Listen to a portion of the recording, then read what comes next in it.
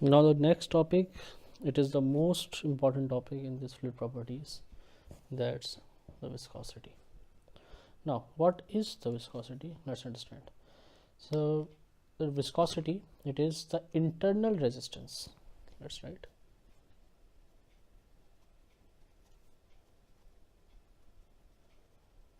It is a internal resistance offered by one layer of the fluid to the adjacent layer.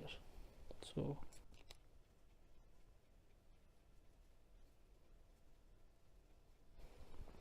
it is the internal resistance offered by one layer of fluid to the adjacent layer. Let's understand what is this. At the start, we discussed about, at the initial lectures, we discussed this diagram. We took this ground and we said that the fluid is flowing like this, in this direction. So now what we did at the time, that we took some molecules in this cross-sectional plane, fine, and we said that the shear force has been acting like this, fine. So because of the shear force, these molecules shifted to some angle that we said to be like theta, and you can say that this direction of motion is in x-axis and this is in y-axis. So now if you redraw this situation, then you will be left with something like this.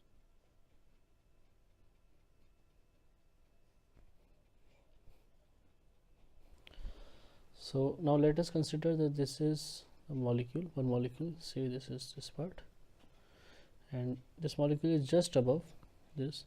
The distance between them is very small, so we are denoting it by delta dy, and we say that the initial velocity of this particle is u, say it is u, and since this is just above it, so there will be the speed of this molecule will be a little faster than this, so say that is like a very small difference is there. Now if we want to calculate this distance, then we will be calculating it like it took dt time for this molecule to come from here to here. It's like this. So the distance will be like the speed is equals to distance upon time, so distance will be speed into time. The speed is u, the time is dt, so this will become u dt, right? So this distance will be same as this dot dt, but this particle will be traveling this much extra distance just because of this small change in speed. So this much distance will be du into dt, and this angle is theta. So now from this diagram you can say that tan d theta, alright, this is d theta, small angle, so tan d theta is equals to du into this distance divided by this distance, this is dy, so du dt upon dy. So since the angles are very small, so that we assume it like tan d theta will approximately will be equal to d theta only. So we rewrite this equation, d theta is equals to du. This is only valid when the angles are very small, so since this is literally very small, then d theta, so we can assume it like this. So now we are left with an expression d theta equals to du dot dt upon dy. Now this du upon dy, you can rearrange these things and write it like du upon dy is equals to d theta upon dt. So this du upon dy, this is known as velocity gradient. Velocity gradient. This is known as velocity gradient, and this is, you already know about it. It is rate of deformation. So from here you got a very solid expression that velocity gradient is equal to the rate of deformation. So you already know that in case of solid, the stress is directly proportional to strain. This is by Hooke's law. We will study it in upcoming lectures. So for now, in solid the stress is directly proportional to the strain. But in case of fluids, there is a little bit difference here. The shear stress, because only the shear forces are here, so the shear stress is directly proportional to rate of shear strain. Now this rate of shear strain is nothing but the rate of deformation.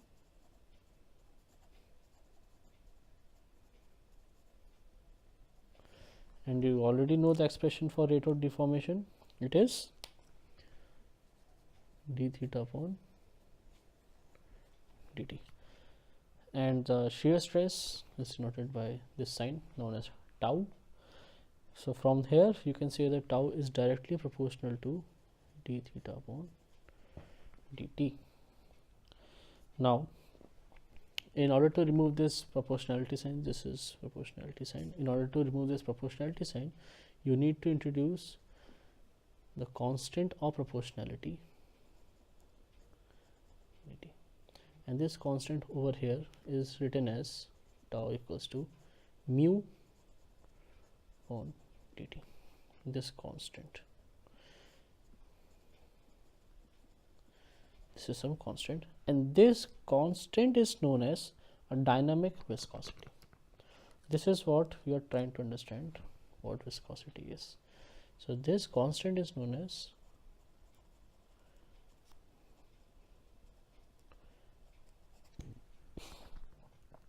dynamic viscosity. Fine. There are some other name also given to it. You can also call it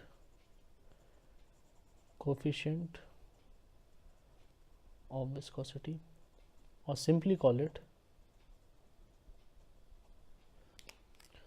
Now suppose there are two situations, say situation A and situation B, and in these situations we are applying the same tau. The shear force has been applied the same value. So at the application of same shear force, if in one fluid you are getting a deformation, these are the initial case, and the molecule then shift here, this is like d theta z1, and in other case it moved much more further, this is like d theta 2, and you know that this angle is greater than this angle. Then what do you infer from it? We get the following points, that is less than, this should be the first point. Fine. In for case A, the case A, the mu, that is the viscosity, this will be more, and for B, mu will be less as compared to the case A. And since the viscosity is more, so you know already the definition of viscosity is about the internal resistance. So the resistance over here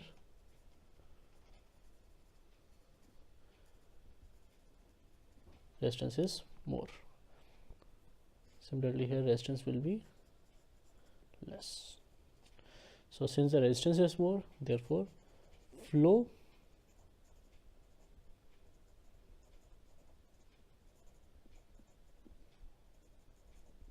of liquid will be difficult, whereas over air it will be easy.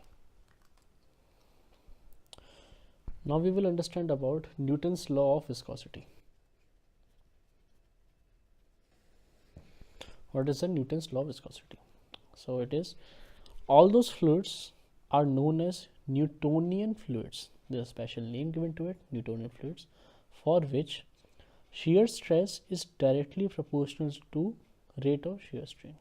That's it. This is the Newton's law of viscosity. Now let's write it again. So all those fluids are known as Newtonian fluids.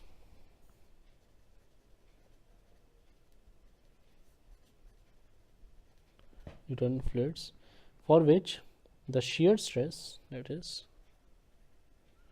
shear stress, is directly proportional to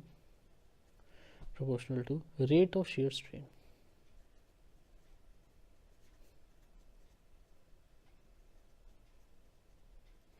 We have already done this, so tau is directly proportional to, this is also rate of deformation, so you can write d theta upon dt. And in earlier expression we have already derived that the rate of deformation is equal to velocity gradient. Do you remember that? That was d theta upon dt. We derived it like this is equals to du upon dy. This was the velocity gradient.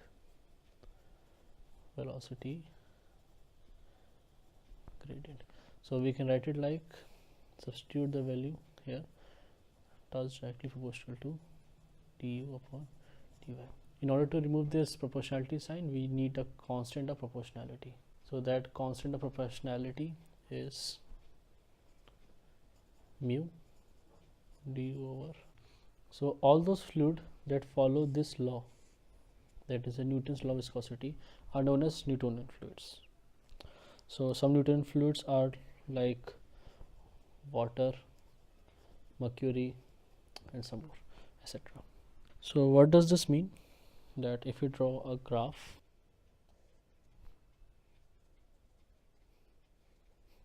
this is a graph, and the y-axis we have taken shear force, and the x-axis we have taken this is something we are trying to draw the graphs for some Newtonian fluids. So in case of air, which is again a Newtonian fluid, you will see the graph or something like this. If we will talk about water, then there will be some more resistance in it, so it will need more shear force. It will go to like this. For oil, like this. So now let us understand about the variation of viscosity with temperature. So how does the viscosity varies with temperature? So in case of liquids, the main reason of viscosity is molecular bonding. So if we talk about the liquids, the main reason for viscosity is due to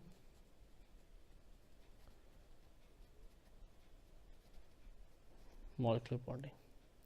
So with the increase in temperature, in this case, these molecular bonds will break. So now if you increase the temperature, these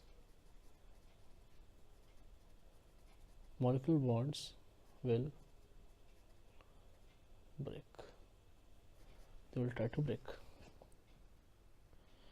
And due to this, the viscosity will decrease. So you can say that with increase in temperature, now in case of liquids, with increase in temperature, the viscosity, the mu, will decrease. Fine. But in case of gases, if we talk about the gases, then the main reason over here is due to molecular collisions. In liquid, the reason for viscosity was molecular bonding. In gases,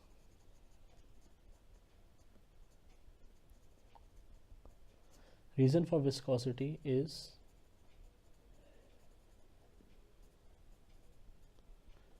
molecular collisions, that is when molecules is being colliding with each other. Thus due to this number of collisions, there is some restriction in the flow, thus providing them the resistance, internal resistance, also known as viscosity. So for gases, the reason for viscosity is molecular collisions. So now if in such case, if you increase the temperature, the number of collision will increase. If you increase the temperature, then number of collisions will also increase. Now since the number of collision will increase, you will say that the resistance will also increase. Now since the resistance will increase, the viscosity will increase. Therefore, for gases, with increase in temperature, the number of collision increases, thus the viscosity also increases. This was the difference between the variation in viscosity due to temperature in liquid and gases. They are just opposite.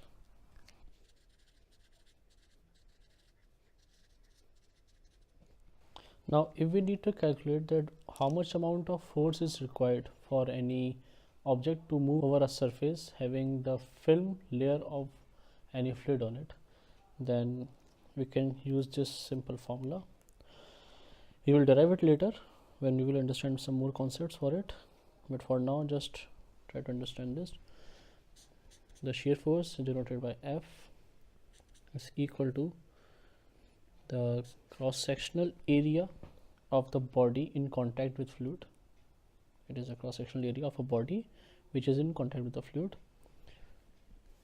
product of the velocity, V is for velocity, and divided by, you can say, the thickness of fluid. The Y is the thickness of fluid, and this whole is multiplied by the constant of viscosity. So if there is any surface and on this surface there is a film layer of water present over here, film layer water, and see the thickness is Y, and if any object is kept on it, say a rectangular block is kept on it, then how much amount of force will be required to move it? So this is calculated using this formula. So this viscosity is the viscosity of this thin layer, Y is this height, or you can say the depth or the thickness of this film, A is a cross section area. This is a solid object, this will be something like this. So this contact area, this, you can say, show it like this, this area will be in the contact with this film, downward film. So this area, contact area, is A, and V is the velocity. V is the velocity. That if you want to attain a particular velocity, then how much amount of force you need to apply in the presence of this thin layer. You use this formula. It's very important.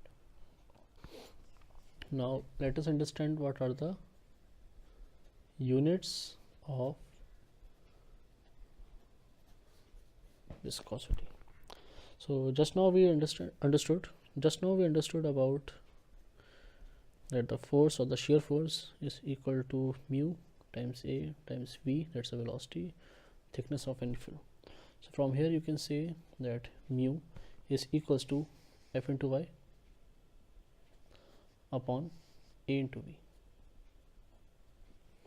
So the force, it is newtons, force it's Newton, this thickness can be shown at using meters, area meter square, velocity is meter per second. You can write it like Newton meter second upon meter. In other words, you can write it like Newton second upon meter square. Now this is equal to Pascal second. You can also write this expression as kilograms meter, this was the second upon second square. I just opened this Newton thing, so from this I can get it like kilograms upon meter second. So these are the three units. One is this, one is Pascal second. These are the three units for the viscosity.